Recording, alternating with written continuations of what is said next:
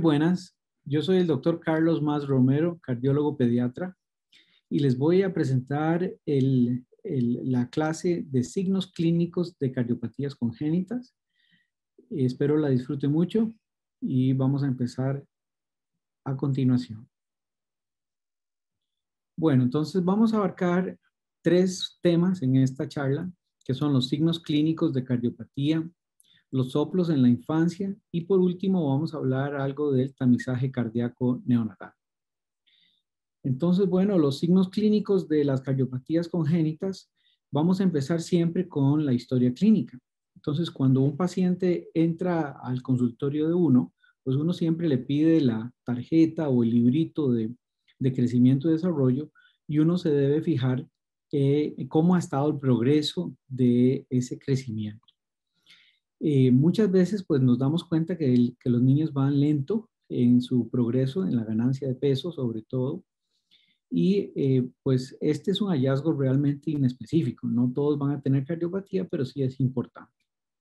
Y sí, si ya sabemos que el paciente tiene algún tipo de cardiopatía, el patrón de crecimiento nos va a ayudar a saber más o menos la duración del paciente, que el paciente ha tenido, por ejemplo, insuficiencia cardíaca, qué tan severa ha sido la insuficiencia cardíaca, y también nos ayuda mucho para ver la respuesta al tratamiento anticongestivo.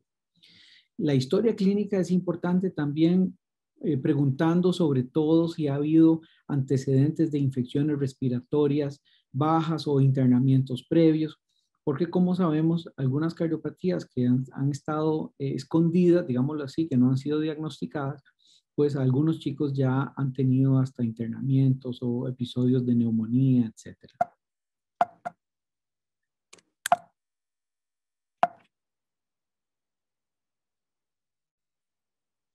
Ok, entonces, bueno, la evaluación sistemática del examen físico, pues básicamente vamos a empezar con la apariencia general y vamos a pesar, a medir el niño en esta visita. Vamos a ver si el niño viene o luce ansioso, si más bien se ve como indiferente o está sudoroso, pálido o muy lloroso o inconsolable. ¿Verdad? También vamos a buscar signos clínicos de algún dimorfismo, pues sabemos que las cardiopatías acompañan a muchos síndromes, como el síndrome de Down o el síndrome de DiGeorge. Entonces, bueno, tomando la frecuencia cardíaca y la frecuencia respiratoria cuando llega el niño, pues nos debemos basar, ¿verdad?, en los valores normales desde el recién nacido hasta el adolescente. Ahí les dejo esta tablita que pues nos explica cuáles son los valores normales de acuerdo a la edad. La presión arterial es muy importante tomarla en el miembro superior y en el miembro inferior. Durante la vida infantil de un chico, pues siempre debemos tomar por lo menos una vez las presiones diferenciales entre miembros superiores e inferiores y ojalá que sea del brazo derecho, ¿verdad? Con un manguito adecuado que cubra 2/3 partes de la longitud del brazo. Y anualmente debemos medirle la presión arterial a todos los niños a partir de los 3 años o en cada visita si el niño es obeso o si tiene algún factor de alto riesgo. Este artículo que les menciono acá de Flynn son las últimas guías que hay de monitoreo de presión arterial y manejo de hipertensión que hay en niños y adolescentes. Se los recomiendo tenerlo por ahí porque es un artículo bastante bueno y muy práctico. También les recomiendo buscar algunas aplicaciones que hay ahora disponibles para teléfono celular y para tabletas, donde uno puede poner el peso, la talla, el sexo, la fecha de nacimiento del paciente y uno pone la presión arterial y podemos saber en qué percentilo está y poder clasificarlo mejor. Esta es la definición actual para hipertensión arterial. Entonces, aquí está para niños de 1 a 13 años, ¿verdad? La presión normal, la presión elevada, hipertensión estadio 1, estadio 2. Y también para los niños que son mayores de 13 años, ya se usan exactamente las mismas definiciones que para los adultos. Y pues siguiendo con el examen físico, Uno puede tomar los pulsos periféricos, ¿verdad?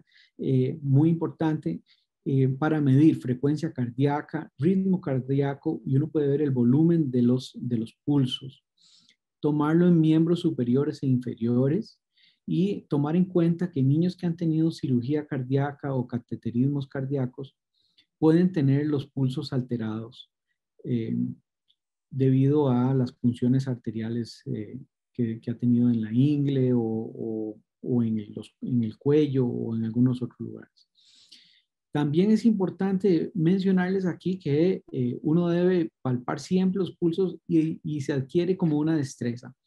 A mí, por lo menos en los bebés pequeños, me encanta usar el pulso pedio porque el pulso pedio es muy fácil de sentir e incluso pues es más sencillo que el femoral en los niños pequeños. Entonces yo les recomiendo palpar el pulso pedio en los miembros inferiores. Y en los bracitos puede ser el radial, el braquial, el axilar, todos se sienten bastante bien en los niños pequeños. En cuanto al color de la piel, al calor de la piel, perdón, pues uno pues palpando pues puede sentir si la piel está calientita o no y si hay frialdad distal. Lo mismo que el llenado capilar debe ser menor a 2 a 3 segundos y esto lo podemos revisar a nivel del lecho unguial, ¿verdad? Uno puede ver en las uñitas o también en el pulpejo de los dedos el llenado capilar. En cuanto al examen del sistema venoso, para ver congestión venosa sistémica, la ingurgitación yugular no nos ayuda mucho en los niños, es poco fiable. Y lo que más nos ayuda es la presencia de hepatomegalia. Con hepatomegalia, pues uno puede saber si hay congestión hepática venosa. Entonces uno pues también a la hora de examinar el hígado pues debe ver la posición del hígado porque recordemos que algunos cardiópatas van a tener el hígado en el otro lado, o sea, cuando hay situs inversus el hígado en vez de estar a la derecha va a estar en el lado izquierdo o puede estar también en una posición central en los casos de síndromes de heterotaxia. Uno va a revisar el tamaño y la consistencia. Cuando el hígado está congestionado, pues usualmente la característica del hígado es que se va a sentir con los bordes más redondeados, se va a sentir grande e incluso puede haber algún malestar, algún dolor a la hora de palpar el hígado en los niños. La esplenomegalia en los niños con insuficiencia cardíaca es muy inusual. Entonces, básicamente para congestión venosa sistémica, nos gusta basarnos en el examen del hígado. Bueno, y cuando examinamos el pecho de un chico, pues lo primero que hacemos es inspeccionarlo, buscando abultamientos, ¿verdad? Recordemos que en casos como por ejemplo una comunicación interauricular donde ha habido sobrecarga volumétrica del ventrículo derecho por un tiempo, o también, por ejemplo, en un paciente con una tetralogía de Fallot reparada, que tiene también insuficiencia pulmonar libre por años, entonces estos pacientes pueden desarrollar un abultamiento del pecho anterior, sobre todo del lado derecho del esternón, y que le llamamos también una jiba ventricular derecha. Entonces es importante detectar esto.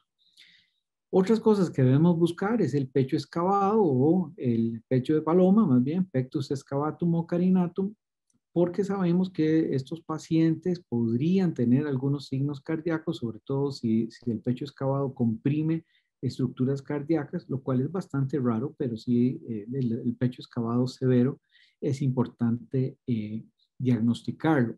La otra es que también el pecho excavado puede ir, y el pectus carinatum también puede ir asociado a síndromes como el síndrome de Marfan, que ustedes saben que tiene también asociación con enfermedad cardíaca, sobre todo dilatación de la raíz de la aorta y aneurismas de la aorta ascendente y descendente.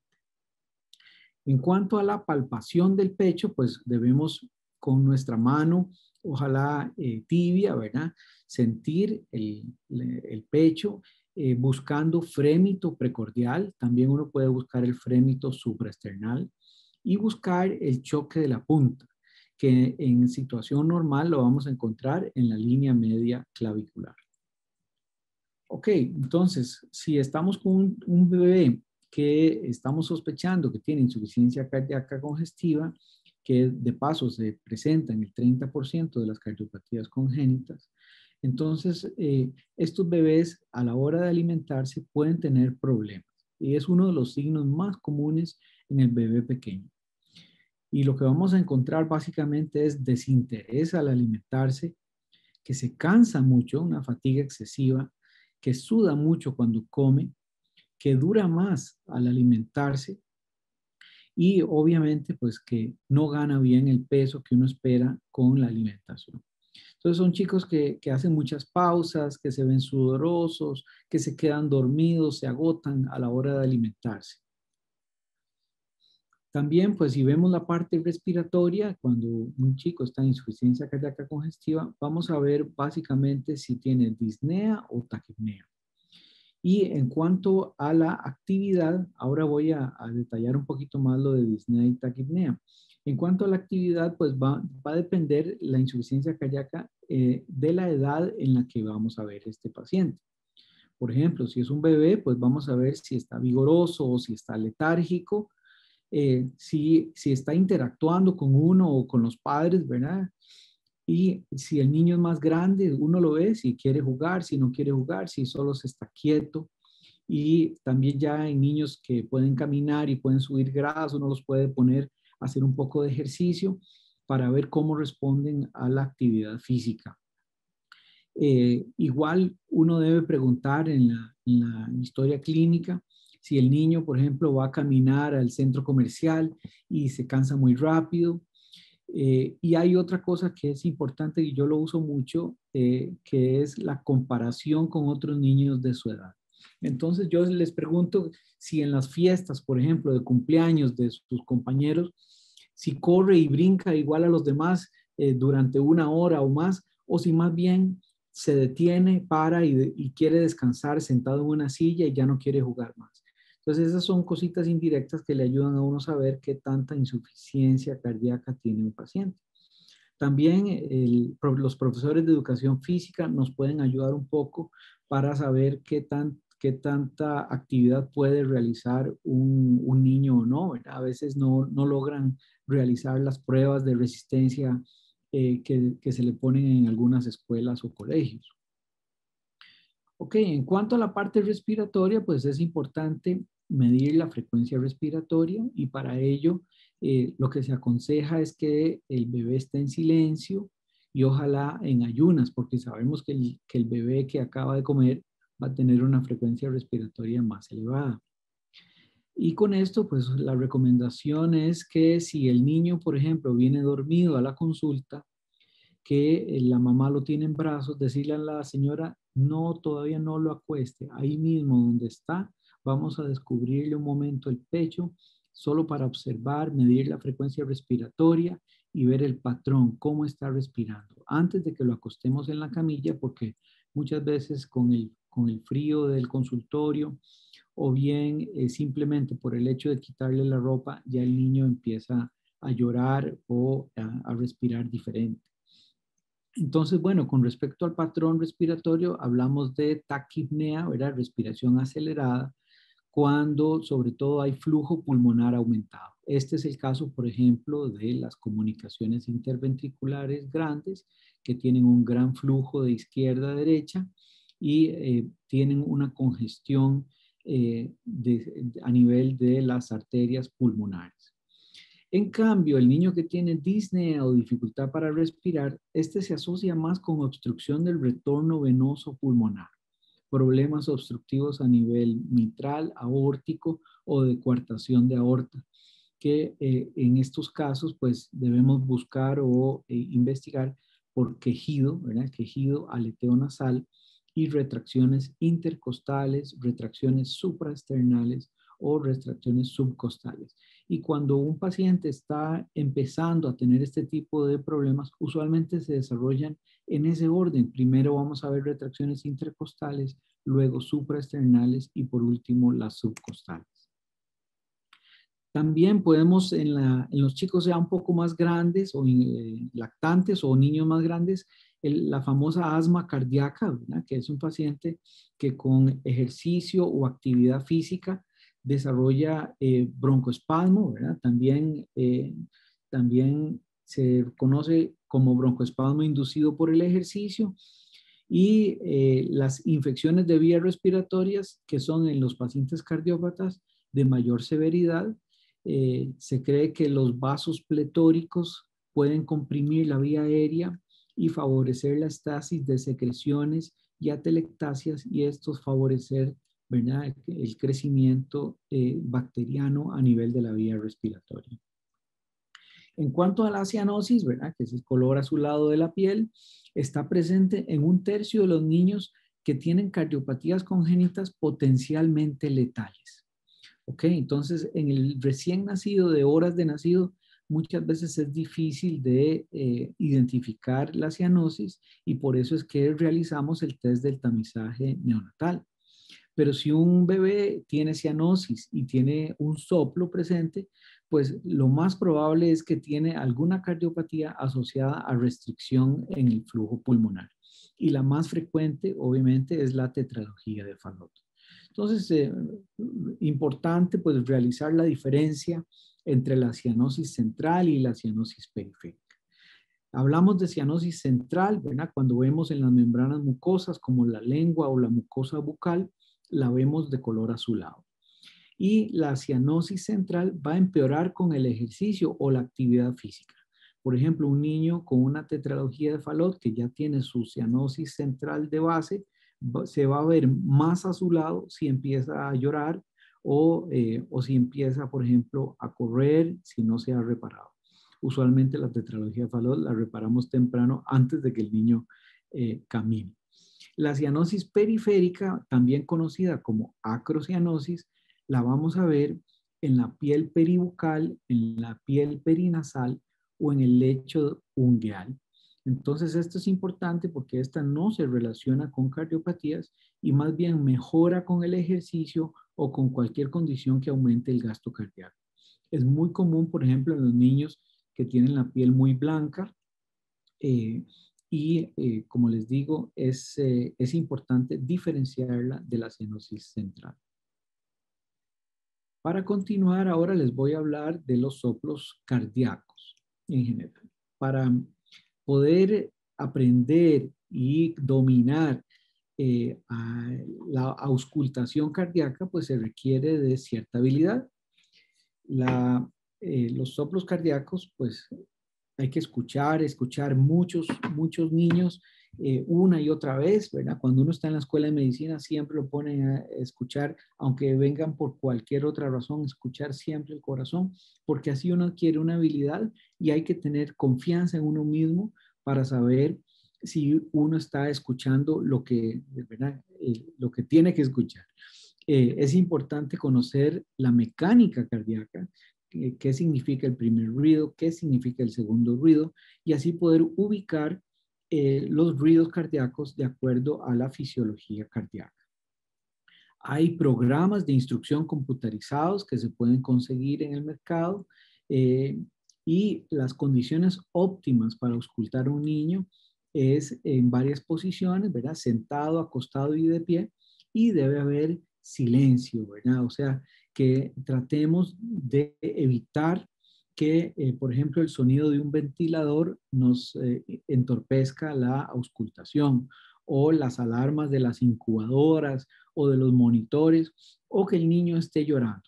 Entonces, una de las cosas que yo también hago en mi consultorio es que antes de acostar al niño en la camilla, si el niño viene dormido o está tranquilo y está en brazos de la mamá o del papá, pues también decirles, todavía no me lo acueste, déjemelo ahí, voy a observar el tórax, voy a medirle la frecuencia respiratoria y voy a auscultarle el corazón antes de acostarlo.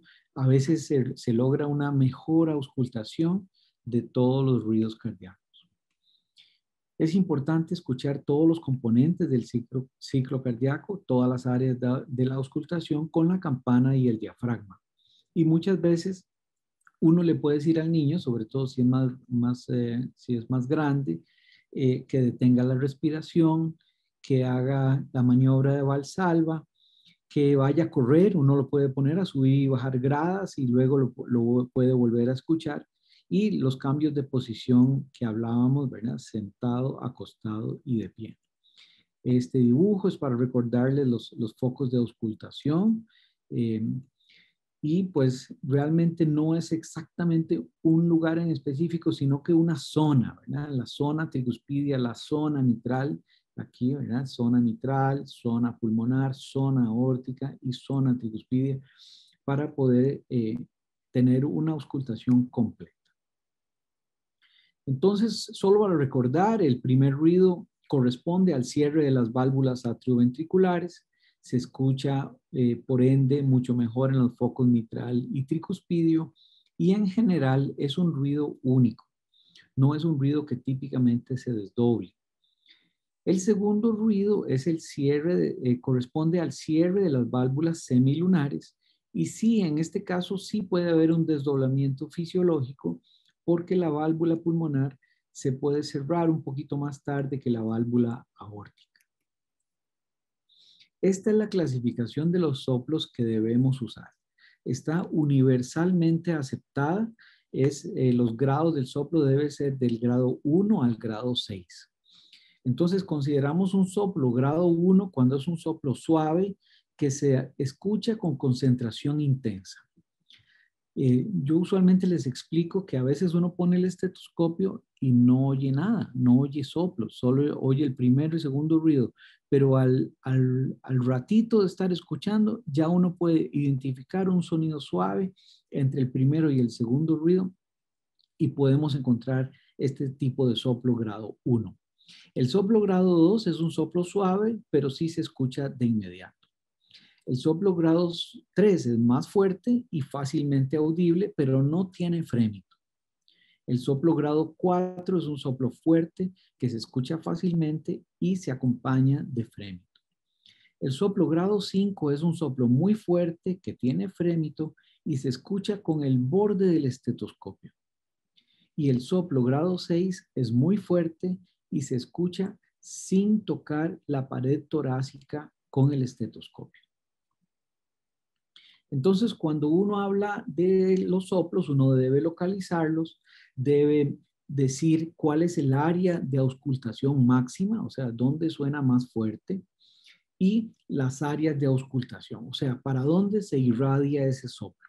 ¿Ok? Y aquí es importante, ¿verdad? Muchos de los soplos que vamos ahora incluso a detallar se irradian a los campos pulmonares o al dorso o simplemente a la zona como de las axilas, debajo de las axilas.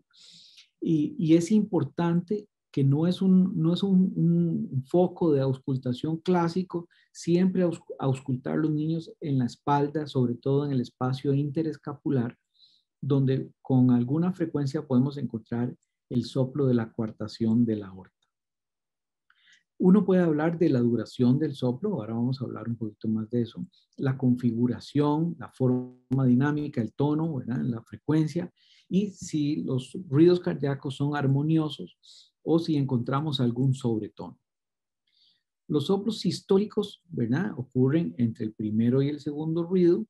Los podemos catalogar en holos sistólicos cuando empiezan abruptamente en el primer ruido y continúa con la misma intensidad hasta el segundo ruido. Es el clásico soplo de la comunicación interventricular, también llamado pansistólico, o de la insuficiencia mitral o tricuspidia. Los soplos eyectivos, que son en crescendo y decrescendo, o también conocido como soplo en diamante, es muy común de los soplos inocentes, también de la estenosis pulmonar y de la estenosis aórtica.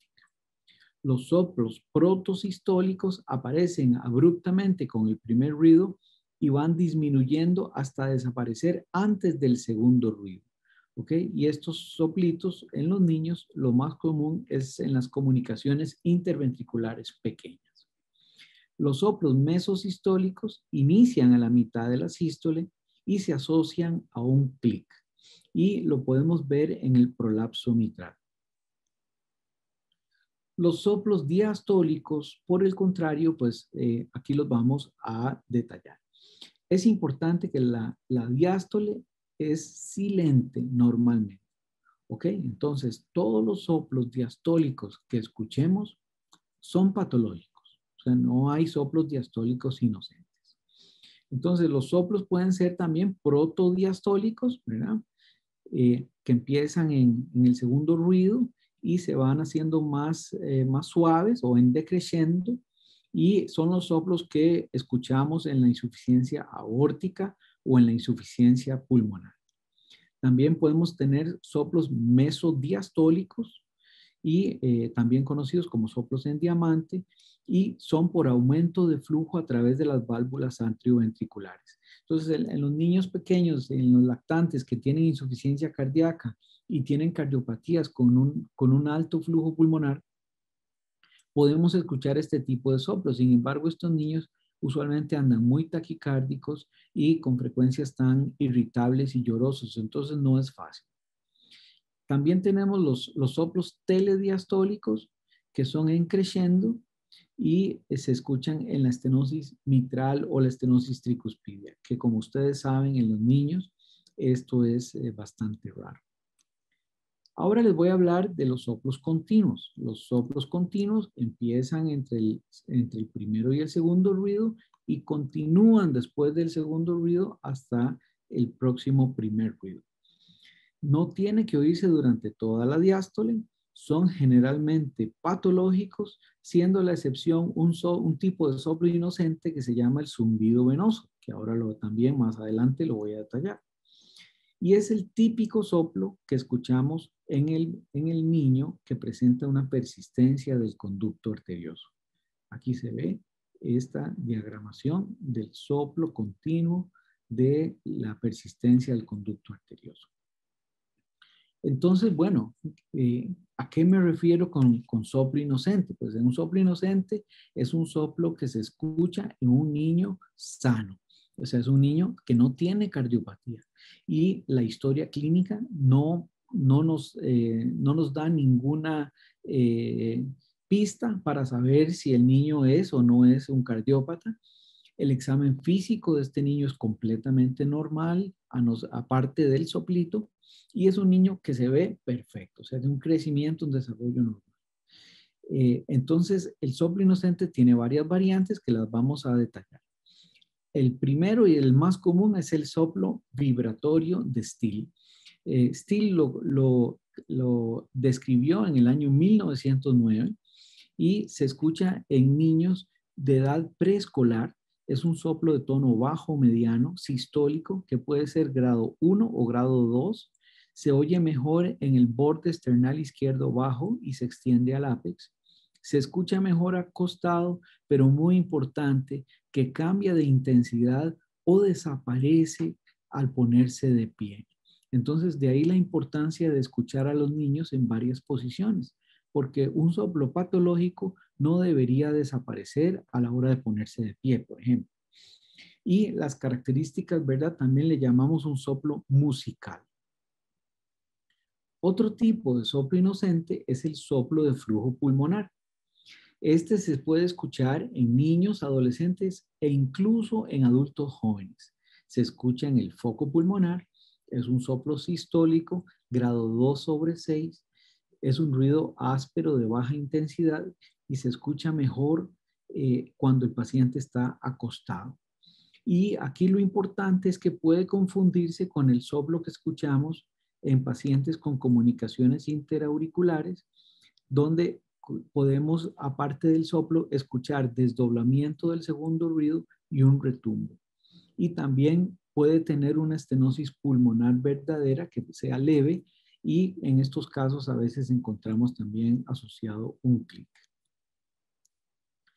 Este es muy importante, el soplo de estenosis periférica de las arterias pulmonares. Es bastante común en el recién nacido y en los lactantes menores de 1 año. La razón de este soplo es que hay turbulencia en las ramas de la arteria pulmonar. El tronco de la pulmonar se divide rápidamente en 2 ramas, una para cada pulmón. y en esos ángulos, en esas curvas de flujo pulmonar es donde puede haber un poco de turbulencia y suena un soplo. También es sistólico, es grado 1 o 2 sobre 6, es un soplo de tono bajo moderado y se puede irradiar a las axilas y a la espalda. ¿Ok? Aumenta cuando el niño está en bradicardia y disminuye cuando se escucha el niño con taquicardia. Se puede confundir con una comunicación interauricular o con una verdadera estenosis de las ramas pulmonares que típicamente lo vemos en el síndrome de Williams o en el síndrome de rubiola congénita. ¿Ok? Entonces, este es bastante frecuente en el lactante menor. El soplo sistólico supraclavicular o brachiocefálico también es un tipo de soplo inocente. Es un soplo sistólico corto que se escucha en niños y en adultos jóvenes y se escucha encima de las clavículas y se irradia al cuello. Es un soplo de tono bajo a mediano que tiene un inicio abrupto y varía con la hiperextensión de los hombros y es producido por la anatomía de las ramas del callado de la aorta. Otro tipo de soplo inocente que es muy común es el soplo sistólico aórtico. ¿Ok? Como su nombre lo dice, es sistólico en el foco aórtico y aparece en varios estados fisiológicos, digámoslo así, de las siguientes condiciones. Un niño que viene muy ansioso, viene muy taquicárdico, o niños con anemia, ¿verdad? Hemoglobinas bajas, producen que la sangre sea menos viscosa y viaje a más velocidad y suene.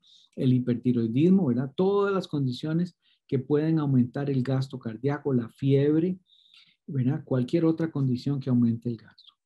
También los atletas entrenados pueden tener este soplo sistólico aórtico.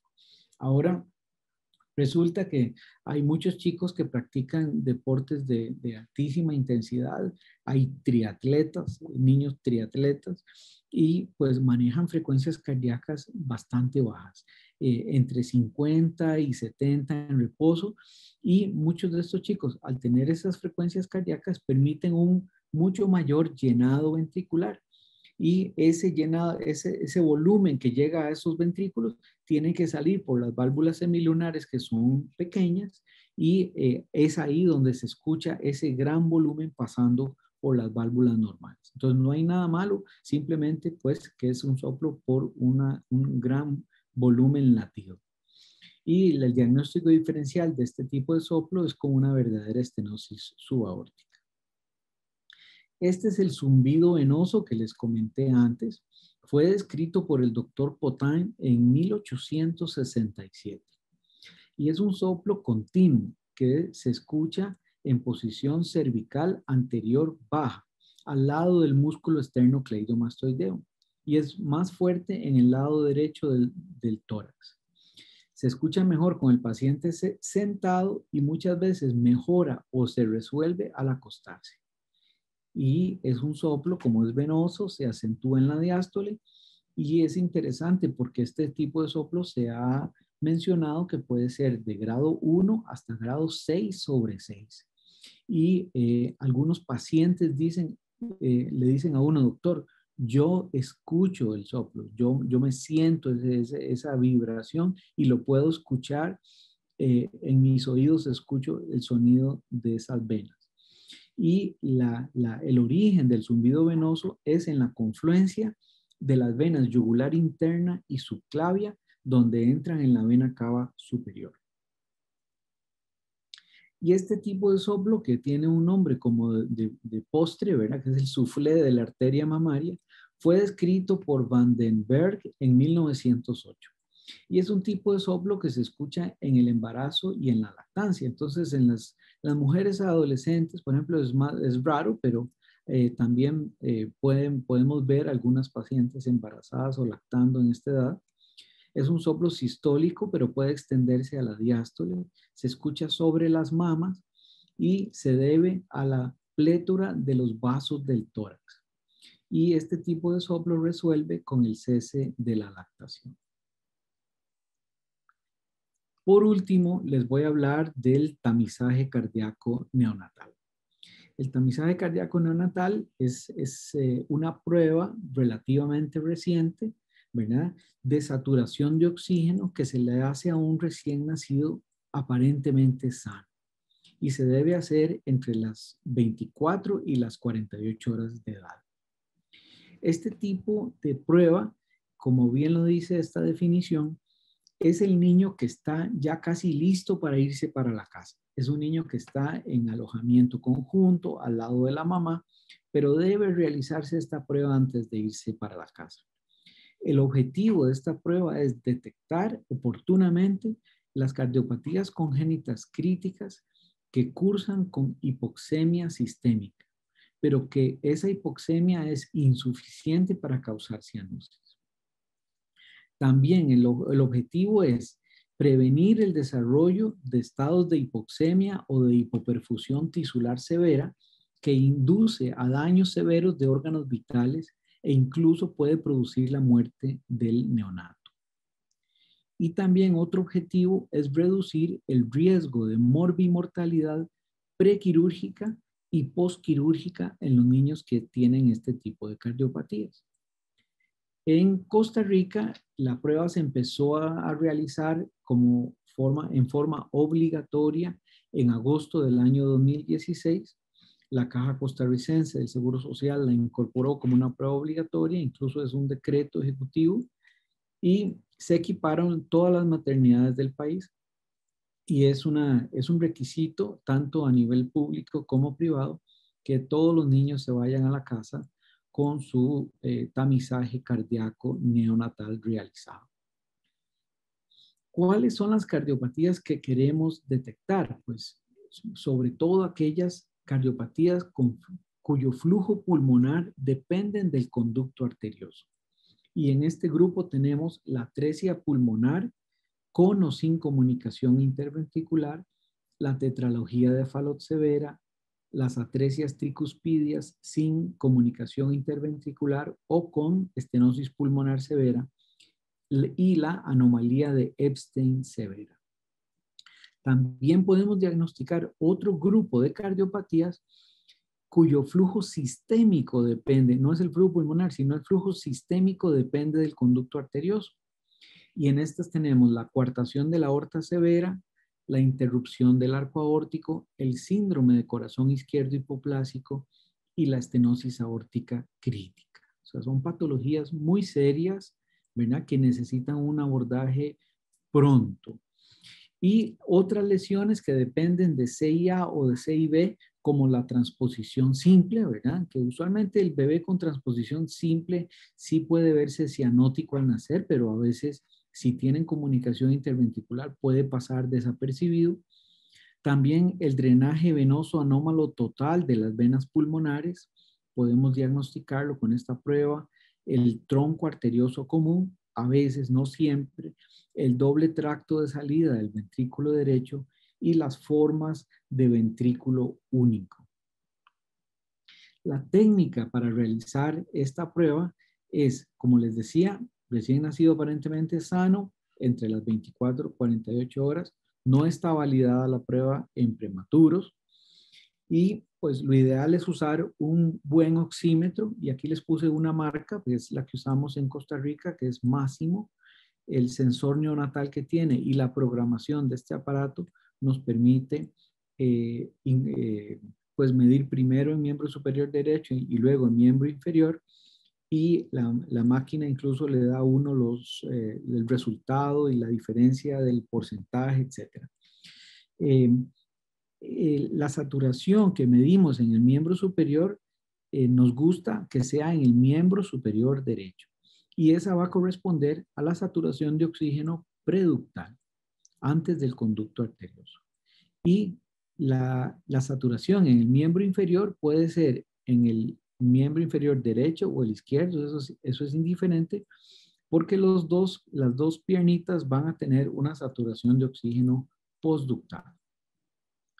Entonces decimos que la prueba es negativa cuando la saturación de oxígeno es mayor o igual a 95% en miembro superior derecho y en el miembro inferior.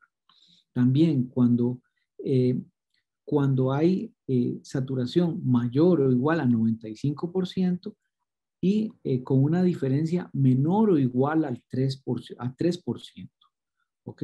Y se considera una prueba positiva definitivamente si la saturación está menos o igual a 90% arriba y abajo, es una prueba positiva. Si la saturación está entre 91 y 94% en miembro superior derecho y miembro inferior, en 3 tomas consecutivas con intervalos de 30 a 60 minutos. O si la diferencia entre arriba y abajo es mayor a 3%, en 3 tomas consecutivas con intervalos de 30 a 60 minutos. Esta es una manera sencilla de tomar decisiones con el tamizaje, ¿verdad? Entonces aquí les puse recién nacido de más de 35 semanas, asintomático, con examen físico normal entre las 24 y 48 horas. Entonces aquí de una vez, si la primera medición, si la mano derecha o el pie derecho está menor a 90%, no hay por qué esperar. Este paciente debe ser referido a cardiología. Si hay una diferencia en mano derecha es menor a 95 y el pie o la diferencia es mayor al 3% entre una medida y otra, uno puede esperarse 30 a 60 minutos y repetir la prueba. ¿Okay? Repetir en condiciones óptimas, evitar que el niño esté profundamente dormido, puede salir un poquito más baja la saturación en estos casos. Si la saturación es normal en la primera toma, ya podemos decir que es negativo, el bebé se puede ir a la casa, no hay que esperar. En la segunda toma es exactamente lo mismo, ¿verdad? Si la saturación está por debajo del 90%, referir a cardiología. Si sale otra vez dudosa o positiva, entonces lo repetimos otra vez 30 a 60 minutos después. Si sale normal en la segunda toma, lo mandamos para la casa. Y en la tercera toma, ¿verdad? Igual, si sale menor a 90%, referimos a cardiología. Si la diferencia es mayor al 3% o en la mano derecha es menor a 95% y el pie o la diferencia es mayor al 3%, de una vez lo mandamos al cardiólogo. Mejor. ¿Okay? 3 tomas, ya hicimos 3 pruebas, siempre hay duda o sale positivo, hay que mandarlo a cardiología. Y si ya sale normal, pues lo podemos mandar a la casa. Ok. Entonces, yo les agradezco muchísimo la atención a mi charla. Espero les haya gustado y que sea bastante práctica para todos ustedes.